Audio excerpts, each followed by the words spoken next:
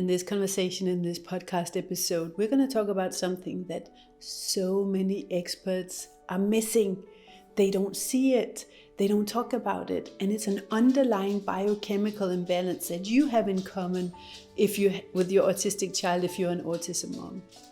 So we're talking about pyrroles, we're talking about zinc, we're talking about copper, we're talking about B6. The biochemical imbalances when it comes to these things can cause anything from explosive anger and rage to aggression, gut issues, night terror, depression and anxiety, eating disorders, and addictions. Very ill health, because zinc is a master mineral, and it's zinc that is affected by this underlying biochemical imbalance that we're going to talk about today that can be adjusted. But if it isn't, it will affect every single function in the body because it's a master mineral. So we are going to talk about zinc, pyrrole disorder, depression, anxiety, copper overload, and the reason why you and your child have this in common and how it's expressing differently in your child and you, and what you can do about it. So let's dive into this conversation that I had with a fellow autism mom who's also turning her child's autism symptoms around and who's been experiencing this, because hey, it might be that your emotional problems, your psychological problems, your physical problems are not something that needs to be addressed physiologically or emotionally or with psychology, but with looking at biochemistry instead.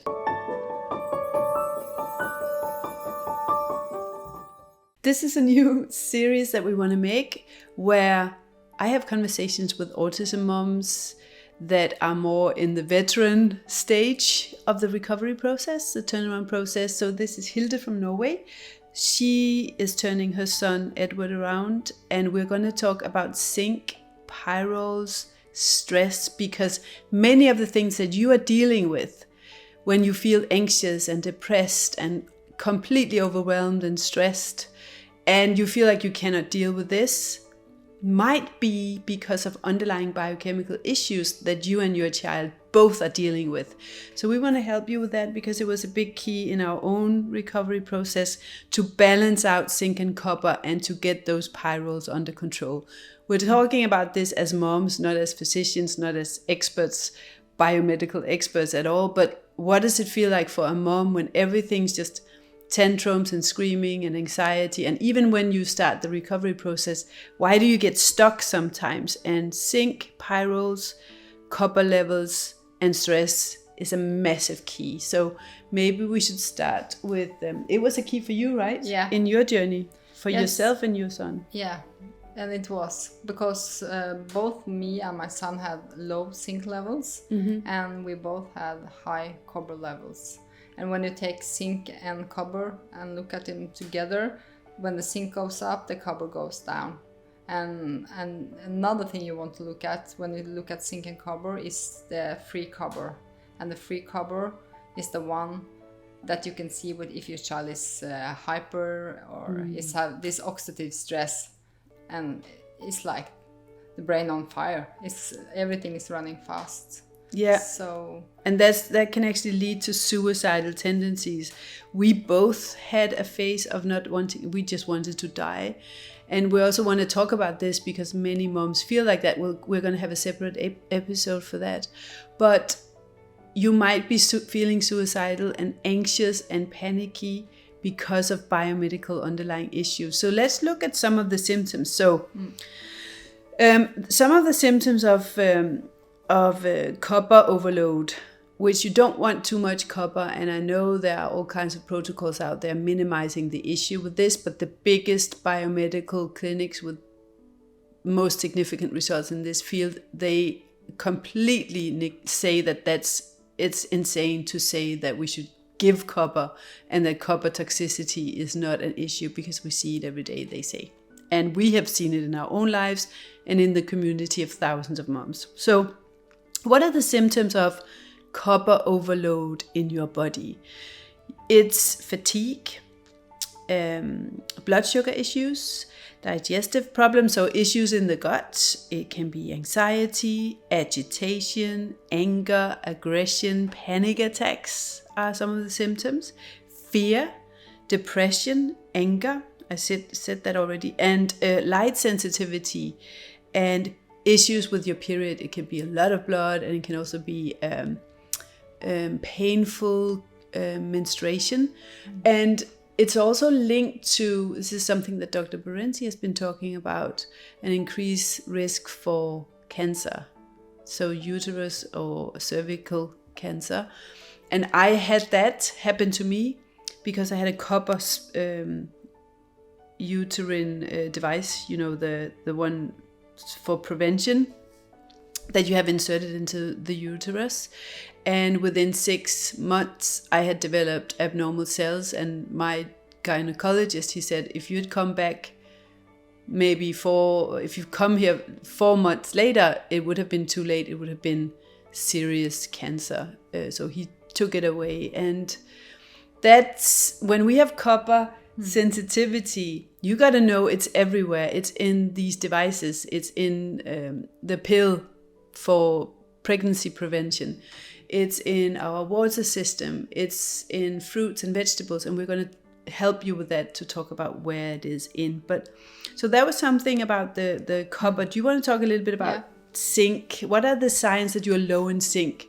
Because we all are. Yeah. But first, I want to mention about copper. It's not that you will take copper out of the food or forever. No. You need copper. Good point. Not that high. Yeah. And I also want to mention that about the stress you have in copper. If you get stressed, your copper levels will also increase. That's really important point, that when you're stressed, copper levels increase. And also that copper, good point, is important for hair growth. It's important when you're pregnant. That's why you get a lot of copper flowing through the umbilical cord to the baby. But then you're supposed to dump that copper when you give birth. But when you don't dump the copper, and there can be all sorts of reasons for that. It can be methylation issues. It can be that you have these issues that we're talking about today. But that's when you can see postnatal depression, where there's just this. We have seen moms in Denmark who would walk to the hospital roof and jump right after giving birth. That's how suicidal you can get when you have copper toxicity. So good point. Thank you, Hilde. So what are the signs of low zinc? There's lots of symptoms. But first of all, I want to say that probably 90% of the kids on the spectrum and have issues with zinc. So that's something. Low zinc. That's something to look into. Yeah. But it's like the stress here as well, and it's like your appetite. The food can taste different. Horrible. Yeah. And it's picky eating. Picky eating is a massive symptom. Yeah. And it's also, in my case, for my son, it was like all about the yeast as well. Yeast, increased yeast, so fungus. Yeah, so problem with your gut is like high when the zinc is low. So mental health is also, and you can get mood swings, and you can get, if it's low, and you also get unfocused. Yeah. It's difficult to learn if the zinc is low. And it's about if you have low zinc, you get sick often. Yeah, because the immune system is impaired. The immune system needs zinc. You need zinc for your nails and hair as well. Yeah. Zinc is in everything, and it's especially important for your brain. Yeah. So hyperactivity, ADHD, mental health issues, appetite, texture issues, gut issues. What else do we have on our list? Deficiencies, so immune symptoms like MS, fibromyalgia might be a reason why we have this epidemic of immune deficiencies and immune diseases. It might be because there's this deficiency of zinc in the population in general. So it affects every part of the body and the brain. Yeah. So I want to tell you also about, I have never checked my zinc levels before this journey. and it was very low. So Dr. Lorentzen talks about it also. If your zinc levels are low when you are pregnant, it's a risk that you get a kid that is not healthy. With autism or any other disease. Yeah. So something to think about if you're also having another baby, that you check your zinc levels. Yes, that's a good point, that if you want to build a healthy baby, you need to have adequate zinc levels. And if you have high copper, you cannot have adequate zinc levels before it's balanced out. And for me, this was a massive missing link. And this is why it's so important when you get into a healthy diet, or you want to recover your child, or you want to get healthy yourself. We tend to fall for these health trends. And we think, okay, I'm going to take a really expensive multivitamin. And that's what I did in the beginning of my son's recovery process. I bought the most expensive multivitamins. It had everything in there. Not knowing that I was just making this issue in my family of high copper, low zinc, Pyrrole disorder, where you have excess pyrroles, which pyrroles are a byproduct of hemoglobin, and you don't want it floating around in the system because it has an affinity for zinc and B6, and it will just steal those, and we need that, as we're talking about today. But so I gave my son, and I took these multivitamins, but of course there's copper in those. I also would take vitamins and minerals for my hair. There's always copper in those. When we went gluten-free, we just replaced dairy and bread with nut flour and seeds and plant milk, all massively high in copper. And I could not understand, when my life was great at the end of the recovery journey, and my son was recovered, but I still had anxiety and depression, and my son as well, my youngest son as well. So it wasn't until I met Dr. Lorentzen, which we're going to hear from in this podcast today, we're going to let her talk about this a little bit, that I found this missing link and balanced out this issue, because you can quite easily do that with food and supplements. Not on your own, not without guidance. And this is something that we teach inside the Autism Turnaround course. You learn what to do for testing and regulating this. Because if you might say, well, I'll just take a load of zinc. But if you do it in the wrong way, and if you do it without knowing that copper can be dumped very quickly, but zinc builds up slowly. So if you just add in zinc without getting the adequate balance, you might dump copper too excessively, and that can actually lead to psychosis. So you don't want a lot, and also you want to make sure that the copper actually can get out of your system, and not just where it's lurking around, and it's not just floating around your system and causing more problems there. So just to say that when you recover your child and yourself from things like gut issues, and you go on a gluten and dairy-free diet, you might unknowingly create other problems that can lead to similar symptoms for your child and yourself: tantrums, agitation, anger, aggression, depression. And we'll talk a little bit more about the symptoms of Pyrrole disorder as well, by changing the diet and taking the wrong supplements. So yeah. Yes, I think we can talk a little bit about what you said about the food you can eat. Yeah. If you want the zinc to go up, and at the same time the food you want to eat to get the copper going down. Yeah. And if you use, as you said, some supplements for zinc, don't take too much. It's easier to do it with food. So good point. Yeah. So if you want to look at the zinc first, and you think about what the regular kid eats, and it's like eggs is easy to use for zinc, and meat is easy to use. And that's why it's really important not to be a vegan. No, you can't be that if you want to regulate this. If you have low zinc. And I also think that it's a problem because zinc is nuts or seeds are good for zinc, but it's not good for copper. So yeah, so nuts and seeds, high in copper, high in zinc, so we don't want those. Yeah. Meat and eggs, good idea. And you can use a little bit of the seeds, but you just microdose it in a smoothie or something, just to get a little of it. But don't bake a cake with the more almond every day. Exactly, Yeah. almond bread, almond milk, Yeah. pea milk, all that Yeah. stuff. Yeah. And for copper, I think a lot of us are eating avocados because it's good, but it's very high in copper. Yeah, so Yeah. for zinc, some of the top food sources for zinc: meat, eggs, legumes, chickpeas, lentils and beans. And you can actually make bread with some of these things. So chickpea flour is useful. Dairy we don't eat as autism families because of the mucus it creates in the inner ear that can just impair learning. So it also congests the airways often. So we thought our son had asthma, but he actually had a dairy intolerance. It also has an issue with regards to opioids.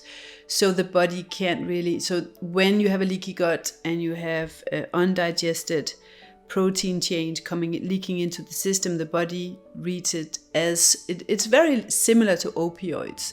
And that's why when you give dairy and gluten to a child that has these issues, you might see apathic heroin-like behavior, like they're just on drugs, or hyperactive, just like if they were on speed or cocaine. So whole grains like oat, rice and quinoa, vegetables, potatoes and sweet potatoes are high in zinc as well. Make sure you're cooking these potatoes and cooling them, because then they will feed the gut and create a really good environment for the microbiome. Foods that are high in copper. Yeah. Oysters, liver, and nuts, seeds, lobster, avocado. Yeah. And chocolate, of course, dark chocolate. Yeah. And that's the funny thing, because it's a lot of zinc in there. Yeah. But the copper is too much, so stay away from dark chocolates. And that's why, in our family, we don't really have an issue with dark chocolate. So you also got to really feel into and monitor the symptoms and monitor the numbers. But here's an interesting thing when you look at this list, like spirulina, mushrooms, avocado, leafy greens. Do you recognize any of these in the autism communities as foods that are highly promoted as healthy and recovery foods? So we want the leafy green, moms just making smoothies, and avocado, this and that cake, and spirulina for detoxification, right? So here's the thing with the autism turnaround, autism recovery process. It is so complicated. It is a puzzle. And if you look at it myopically, so you're just looking at, I need to detox, I need to get all the foods that are detoxifying, or I need to move from an unhealthy standard American diet to something healthy. So I'm adding in a lot of vegetables, I'm cutting down the meat. It's very trendy at the moment. Eating healthy fats like avocado, and replacing my white chocolate with dark chocolate, you might cause issues. And then you get frustrated, right? Because you think, I'm doing all these things. We're still seeing tantrums, night terror, night owling, no sleep, aggression, agitation, anxiety, fear in me as a mom and in my child. So what was that like in your family? What did you observe behavior and mental health wise in yourself and in other family members? I can see that about the zinc and copper. I think when you start to look at it, and in our family it was very high. My son is very high levels, me as well, but he's higher, and my other son as well. So I think it's in the beginning you just have to be very careful with what you eat with copper. Yes, but you definitely. can eat, but we have almond cake once in a while. You just don't drop it, but you just slowly taking it out of you take it out of the diet, but you can put it in, and then you have to monitor what's happening. Yeah, very important. Yeah. So if you give your son or your daughter a cake with almond, don't give too much, but one piece of a cake is okay. But you have to just take it out. Yeah. And then slowly see what's happening, introduce it again. And you can also microdose it for the stomach. Yeah. So, but what I can say about my son, it's not just zinc copper that causes his issues when we started, but that was a huge part for us. And he had this gut issues, still have. We are working on it. His copper levels are now going down. So we can see his stomach is better. And he was hyper, and he still have some issues about that he's unfocused, because we haven't stabilized it yet. But he's so happy, the mood is gone, you know, the mood swing. Yeah, the mood swing is gone. He's had no meltdowns. So I think that's a huge part of it. Yeah. So, but under this, we have the Pyrroles. So yeah, that's what we're working on now. So and for you, yeah, anxiety, depression, what was it for you? Yes, I was very tired. I had fatigue, and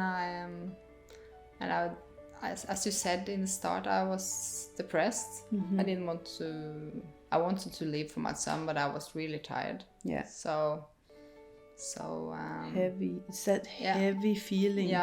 Yeah. Always tired. Yeah. And so I think that's, and about the copper, after I'm starting to read about this stuff, I can see that this copper issues has been there for me all my life. Yeah. And especially when I had PMS, you know, and heavy bleeding and trouble. I never could take birth control. No. Because I don't know how to tell you that, but I was more angry. Yes. And that made me feel like dizzy. I wasn't me. No. So I just dropped it. I'd never used it. And don't you think that's because of the copper levels in them? I think so. Because for me, I get so sad when I hear all these moms who have these issues with their period, heavy bleeding and pain. So then they're prescribed either a copper IUD like I had, or a hormone equivalent, or the pill. And then they're getting even more depressed and anxious and angry. And it also increases the risk for cancer. I ended up having breast cancer later on, and I ended up almost having uterine cervical cancer. So it's just really important that we as moms know these things, because these are the things that can make us less patient, less able to follow through with the turnaround recovery process, whatever path that takes us down.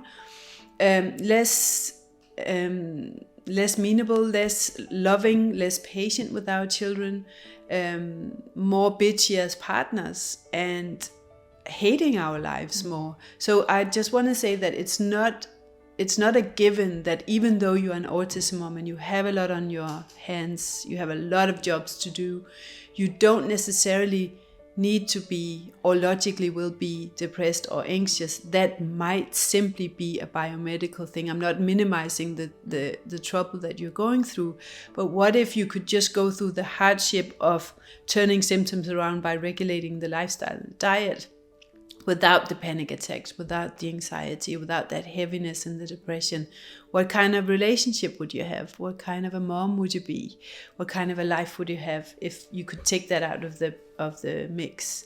For me, when that heaviness, depression, anxiety lifted, because it wasn't logical, even because I was on the other side, that was a huge gift. Should we hear from Dr. Lorentzen why zinc is so important? Yeah. Let's play that. So zinc and copper, I've talked about zinc, copper is another one. Zinc and copper are antagonists. They keep each other in balance. And we've spoken about how copper can typically be quite high. Equally, zinc can typically be quite low in our children on the spectrum. You imagine if you're needing a lot of metallothionein, if it's being used up very quickly and yet it's not being replenished sufficiently, then in actual fact that the whole metal regulation processes go awry. So why are zinc and copper so important? Well, they're needed for growth. They're needed for immunity. They're needed for methylation. We looked at the methylation pattern back at the beginning, and we saw that actually zinc comes in, and also copper, of course, is important because it's the antagonist for zinc. So zinc is really important for appetite. We know that people who are picky eaters, people who perhaps are tending towards anorexia or have other eating disorders, tend to have low zinc levels. Zinc is needed to make stomach acid. Without stomach acid, we're not going to absorb our food properly. It's needed for mood and behavior. It's needed for development overall, and of course, we've spoken about its role in metallothionein. So zinc is on my top 10 list, and we're going to come to a summary of this list later on, but I just wanted to say things about it now because it's my number one test for you to look at and to know your child's zinc levels if possible. It does require a blood test, and I want to just highlight here that testing is very it's very complicated in some ways.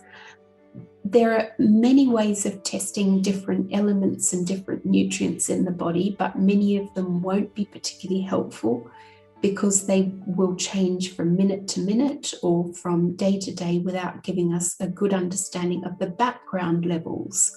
And so the reason that we recommend a zinc blood test is that it is a stable, relatively stable marker. It won't change a lot from day to day. In fact, if we double someone's zinc intake, it will typically raise the zinc levels by about 10 points, where 100 is optimal. So it's going to take a while to actually bring that up. It's going to take a while for levels to drop down.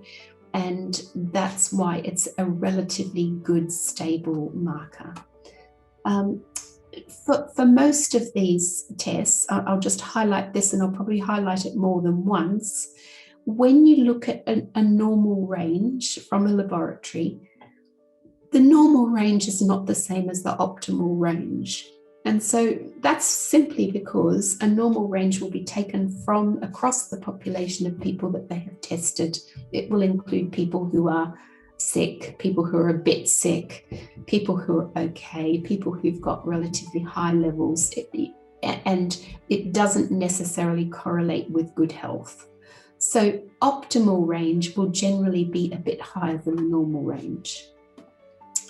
My optimal range to think about, depending upon where you are, that there will be different reference ranges. Different labs have different reference ranges, different tests have different reference ranges. So we can't be more specific than this, but in general, speaking in terms of the number of micrograms per milliliter for a child between 1 and 10 years, we want that to be over 100. And we know that if we get to the 100 mark, then there's enough zinc on board for metallothionein function to work well. Without that, then there's going to be a very, very strong likelihood of a deficiency in metallothionein. And some of this is also summarized later on, but just a couple of indications. Please, if you're going to have a test done with your doctor, make sure that, if possible, it's a plasma sample. Use trace element tubes, which means that they won't be contaminated with metal, because zinc is a metal, and so we need to make sure that the levels are appropriate. And for most tests, we'll need to stop supplementing 12 to 24 hours before a test. So copper balance. Copper to zinc ratio is really important. And the ideal range, or the ideal ratio, I should say, for copper to zinc, because they balance one another, is a ratio of 0.8, between 0.8 and 1.1. So again, this is a little bit of detail. It's not going to be particularly helpful if you haven't done a test for your child. But when you come to think about it and to plan for it, look back and you'll be able to actually help to interpret the test results when you see, compare them with these ranges. Now, ceruloplasmin is another thing that I would always check along with copper. The reason being that ceruloplasmin is a transporter for copper. And we don't just want to know how much copper is in the system, we also need to know whether free copper levels are within the normal range. And let me explain. So copper is a conductor. We know that because it's in our wiring. It's a very, very effective conductor of electrons. And we need to have just the right amount of copper in our system to be available to attach to different molecules to do what's needed. But if there is more copper unbound in its elemental form in the system, it can attach to things that it shouldn't attach to and create havoc. And a typical example of this would be, for example, in our children who are hyperactive or who just can't sit still, or for those of us who have huge amounts of distractibility or problems with perhaps concentration. There are so many different ways in which excess free copper can create havoc. But on a more basic level, extra free copper actually increases the amount of stress in the body, the oxidative stress. And so ideally, we want our free copper levels to be below 25% and ideally between 5 and 15%. And again, both serum and both copper and ceruloplasmin, we want a serum sample. We want to make sure that we're using metal-free trace element tubes for the test, and we want to stop the supplements 12 to 24 hours before the test. Are these the tests that needs to be done in darkness and cooled down, or is that? No, I've got a summary chart, and we'll talk about that a little bit later. Thank you. They certainly would need to be kept cool for transport to the lab, but that depends on where you're having the test done. If you're, for example, fortunate enough to be in the US and be able to go to a lab called Blood Draw Center, then they'll do all that for you. You won't have to worry about it. It will be automatic. If you're having tests done with your local doctor and you're not in the US, or you're perhaps using one of the nutrient laboratories, then it might be more tricky and you may well need to pay more attention. But there is a summary a little bit later on that we'll just talk about a few of those things. Would it be okay for you to provide optimal zinc levels for teens and adults and normal range for ceruloplasmin here, or do you want to do that in the Q&A? The zinc level above 100, I've already given that as being optimal, or I can provide a slightly narrower reference range is fine. But I don't want to overstep my role in being an educator, because the information that I'm giving here is not medical advice for you to take for your child. It's education for you as a mum, so you know roughly what to be understanding when you're talking to your doctor, and also they will know the specific details of all the different bits of the jigsaw puzzle that are combining for your child. For example, we know that copper is really essential for development, so lower copper levels can be a real problem. But equally, they might know that the lab ranges are a little bit different for your lab, and so for me to give exact levels is probably not particularly helpful, and may not be a safe or effective way of actually giving advice. Yes. But what about the normal range for ceruloplasmin? Again, it depends entirely on the lab.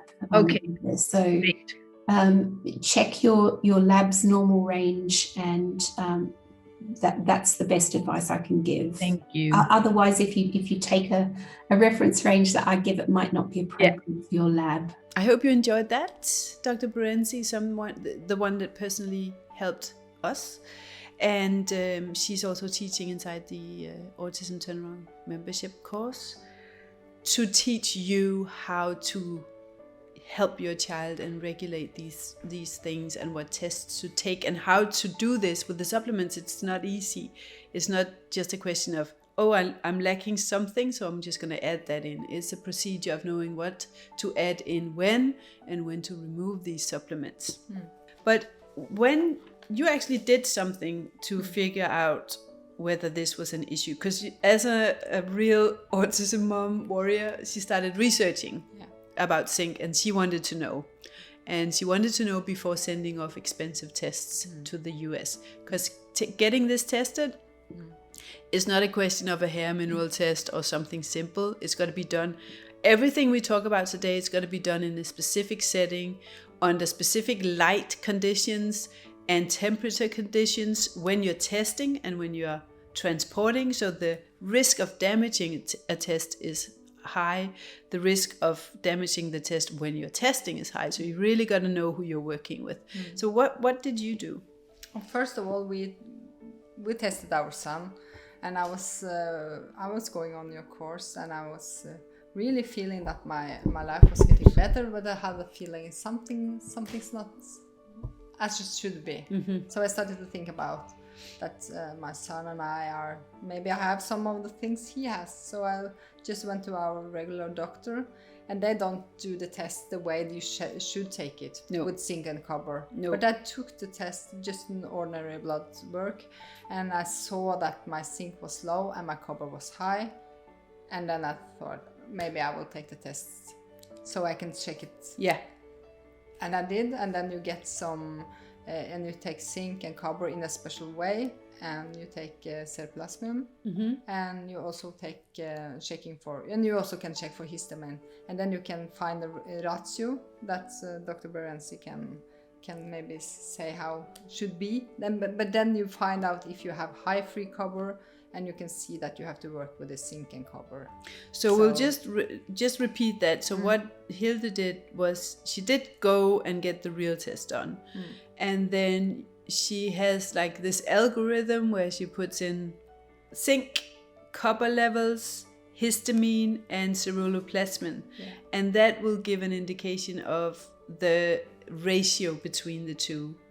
And when you experimented with zinc, it was around 20 milligrams to 50 max, right?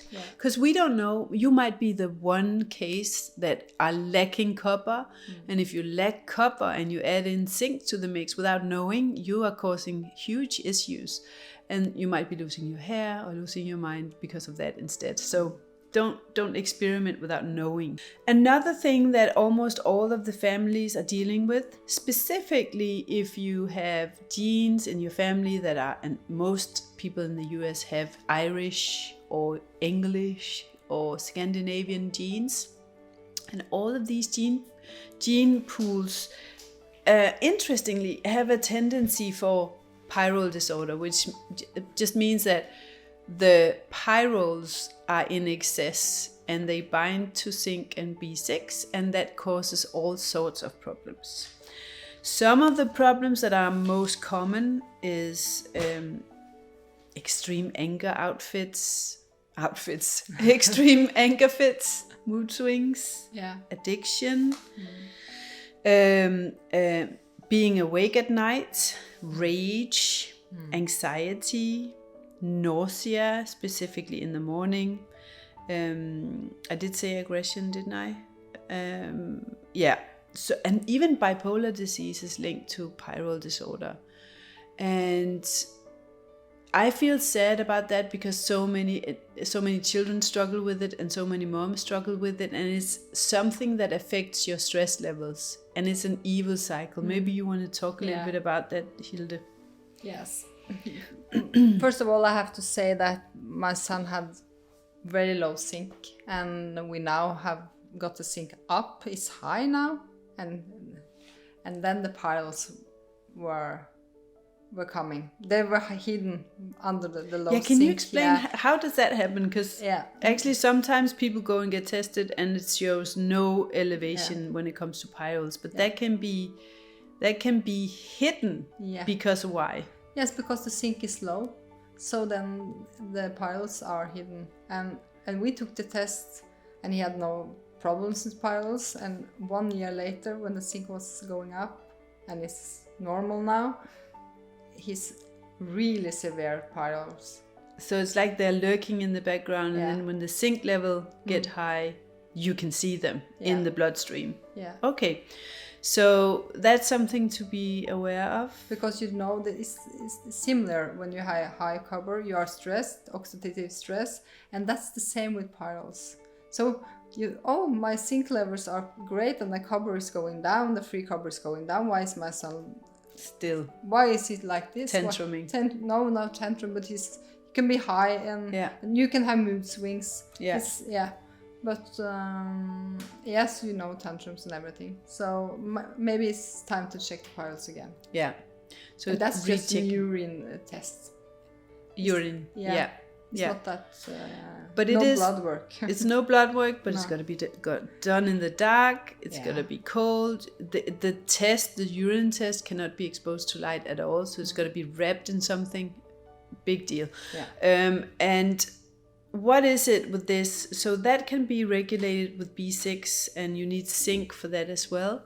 But with Pyrrole disorder, when it's active, if you take fish oil, you can actually exacerbate the symptoms. So sometimes we have a lot of fish oil going on in the community. It's a big rage, and it's a healthy thing to eat fish. But fish oil can make matters worse. And for these children, it might be better to do evening primrose oil until the Pyrrole levels are balanced. There were other things about that. I want to say something about the Pyrroles. Because stress. And the easiest thing you can do that doesn't cost money is that these children needs peace. Yeah. They need you to be calm. They need sleep. Sleep is a huge thing for these Pyrroles. Mm-hmm. So if you're stressing them in the morning to get ready, or stressing them under the dinner, that's not good. They need to be in peace, or the way they can be in peace, you know. Yeah. Just not stress them, because the Pyrroles is in evil circle. They will go up if you're stressed. Yes, it is a stress intolerance. It's been called a stress intolerance disease by mental medical. You know that everyone have Pyrroles when you're stressed, but people with Pyrrole disorder, they don't go down. But when other people are stressed, the Pyrroles go up and they go down. Yeah. But for people with this, I have it as well. I'm a borderline on Pyrroles. I get stressed and the Pyrrole stops there. Yeah. And I get stressed and it goes up. Right. So they don't go down without B6, for example, and zinc, and yeah. Yeah, so that's really important. It's been said that in very high performance cultures, Pyrrole disorder is high frequency, such as China or universities, Japan, like these high performance societies, because it is stress causes it, but it's also like Pyrrole's causing stress. Yeah. So it's like a seesaw situation. And do we need, so what are some of the takeaways for us to learn about autism and the message behind autism and all these biochemical issues? Well, for me, from an existential perspective, autism came into my life because I was too busy and too stressed and too toxic and too disconnected.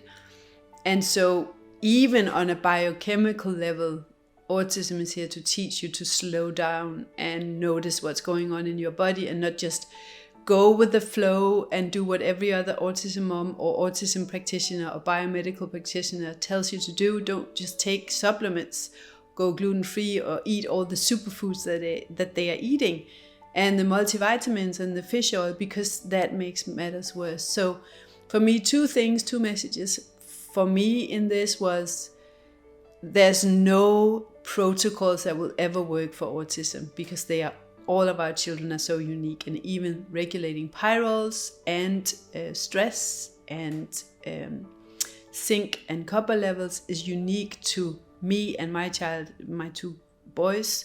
And then stress in the society is something that autism is trying to get us to relate to and deal with and make new choices to eliminate. And I think if your child is like a hyper and high in pyrroles and you don't know it, and high in copper and low in zinc, and you send them to school and to activities, it makes the situation worse. Yeah. So I agree. I just want to tell you something more about copper overload, because if you have that problem, for every birth you have, if you have one kid, your copper levels will increase. Yeah. And then the second child, and you still have copper overload, your copper levels will increase more. And when the third kids comes, if you have 3 children or 4, wow, it can be a huge problem. Yeah. So, and that's why, and then the zinc will equally be low, and with that biochemistry you won't be able to create healthy babies, and your mental health will decrease by each pregnancy. So it's just something to notice. If you know somebody who's in this situation, or if you're planning to have another child, you need to get this sorted and balanced and tested before doing that, because it can break people's mental health and it can break families. And this is where we see moms who have several children on the spectrum, probably. And it's very difficult to find the peace when you have copper overload to help your child. Yeah, because so you're true.